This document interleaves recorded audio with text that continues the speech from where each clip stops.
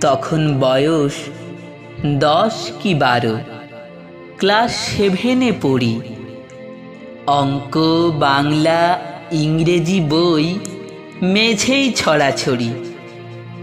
মা বলছেন, ইংরেজি আর অঙ্ক বেশি করো। বাবা বলেন, আরে না না, বাংলা ভূগোল পড়ো। দাদার কাছেই খবরদারি ধরে আমার কান। বলল, জীবন গড়তে হলে পড়ো বেশি বিজ্ঞান।